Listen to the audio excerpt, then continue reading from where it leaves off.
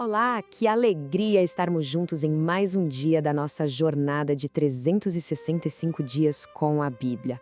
Hoje, no dia 74, vamos mergulhar fundo em histórias incríveis sobre poder, sobre medo e, claro, sobre uma fé que move montanhas.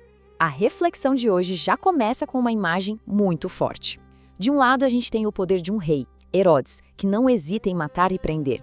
Tiago já foi executado e agora Pedro está na prisão. Do outro lado, o que temos? Uma comunidade que se recusa a aceitar a derrota e ora sem parar. E aí fica a pergunta, né? Onde está o verdadeiro poder? Na força das armas ou na força da oração?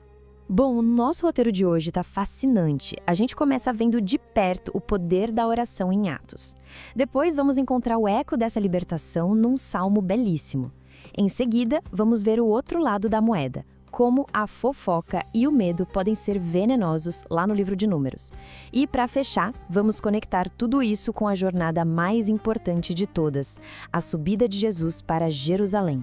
Então vamos lá, direto para Atos dos Apóstolos, capítulo 12. Se preparem, porque essa é uma história cheia de tensão, perigo e, claro, uma intervenção divina espetacular. O cenário não podia ser mais desolador. O rei Herodes, para agradar o povo e se fortalecer, começa uma perseguição terrível contra a igreja. Tiago, um dos apóstolos mais próximos de Jesus, já foi morto. E agora o alvo é Pedro. E olha, ele não está simplesmente preso, ele está sob guarda máxima. Pensa só, 16 soldados se revezando para garantir que ele não escaparia de jeito nenhum.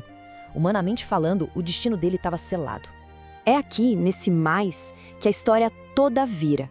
Diante da força bruta de Herodes, a igreja usa a sua arma mais potente, a oração. E não era qualquer oração, não. O texto diz que eles oravam sem cessar, com uma intensidade e uma persistência que mostrava uma confiança total de que o poder de Deus é infinitamente maior que o de qualquer rei. E a resposta de Deus não demora. Na calada da noite, bem na véspera do dia em que Pedro seria apresentado ao povo, acontece um milagre. Pedro estava dormindo, acorrentado entre dois guardas. De repente, uma luz enche a cela, um anjo aparece. As ordens são rápidas, práticas. E as correntes? Elas simplesmente caem das mãos de Pedro. Ele obedece, meio sem entender, achando que era só um sonho. Imagina a cena. Eles passam pelo primeiro guarda, pelo segundo. Ninguém vê nada. E então, o último obstáculo, o imenso portão de ferro da prisão. Não precisa de chave, não precisa de força. O portão se abre sozinho. É o poder silencioso e soberano de Deus em ação.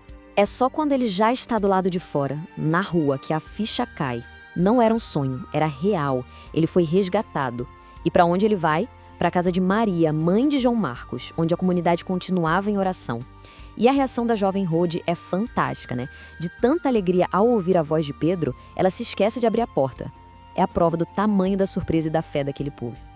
E o capítulo termina com um contraste brutal. Herodes, cheio de orgulho, aceita ser chamado de Deus. A consequência é imediata e terrível. Enquanto o poder humano, em toda sua arrogância, é literalmente comido por vermes, a palavra de Deus que ele tentou destruir só crescia e se espalhava. Que lição sobre orgulho e soberania divina! Essa história impressionante de libertação tem um eco perfeito no nosso salmo de hoje, o Salmo 76. Se em Atos a gente viu como orar, o Salmo nos dá a linguagem da fé, uma canção para celebrar as maravilhas que Deus faz. O salmista começa com um clamor, muito parecido com o da igreja por Pedro. É aquele grito que vem do fundo da alma, não angústia, mas com a certeza de que Deus está ouvindo e vai responder. E o que fazer no meio da angústia? O salmista nos ensina a lembrar quem Deus é.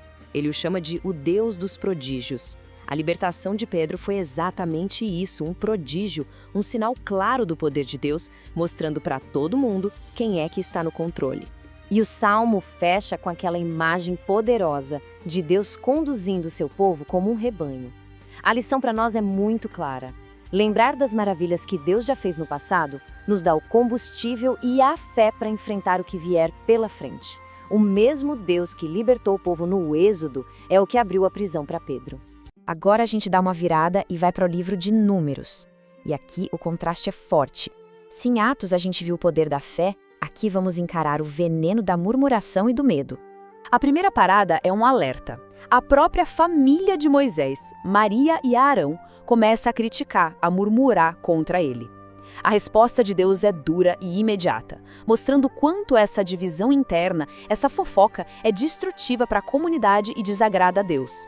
Logo em seguida, no capítulo 13, vem outra grande prova de fé. Moisés envia 12 líderes, um de cada tribo, para espiar a terra prometida. Uma missão de reconhecimento com gente importante, como Caleb e Josué. Eles voltam e trazem provas de que a terra é boa, como prometido. Mas 10 deles trazem um relatório cheio de medo. Eles só conseguem enxergar o tamanho dos inimigos, as muralhas e, o pior, eles se veem como gafanhotos. É uma visão que diminui a si mesmo e a Deus. Mas Caleb se levanta e traz a visão da fé. Ele não nega os gigantes, mas foca no tamanho de Deus. No fim, a escolha é essa. Vamos nos definir pelos gigantes ou pelo nosso Deus? E para amarrar todas essas lições, o Catecismo nos convida a olhar para a jornada que resume tudo isso. A decisão de Jesus de subir para Jerusalém. Assim como Caleb decidiu acreditar na promessa e Pedro enfrentou a prisão, Jesus caminha decidido para Jerusalém. Ele sabe exatamente o que espera por ele: rejeição, sofrimento, a cruz. Mas essa é a missão. Essa firmeza em enfrentar o sofrimento por um bem maior é o grande modelo para a nossa vida. E quando Jesus vê a cidade, ele chora. Chora pela cegueira do povo, que não conseguiu reconhecer a visita do seu Salvador. É a mesma cegueira dos 10 espiões, sabe? O medo, o orgulho, tudo isso nos impede de ver a paz que Deus nos oferece. Mas nem todos estavam cegos.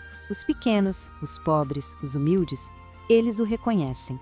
E o grito de Hosana, que a gente repete em toda a missa, é esse pedido de salvação. É o reconhecimento de que aquele que vem é o nosso rei. Então, o que a gente leva de hoje? Primeiro, que a oração unida e persistente da comunidade pode sim abrir portas de ferro. Segundo, que lembrar o que Deus já fez nos dá força para hoje. Vimos também a diferença crucial entre a visão do medo, que nos faz sentir como gafanhotos, e a visão da fé, que nos impulsiona. E por fim, que o caminho para a glória, como Jesus nos mostrou, passa pela cruz. E assim a gente conclui a nossa rica reflexão do dia 74, depois de passar por Números, pelo Salmo 76, por Atos e pelo Catecismo. Que essas palavras fiquem em nossos corações. Amanhã a gente se encontra de novo para a caminhada do dia 75.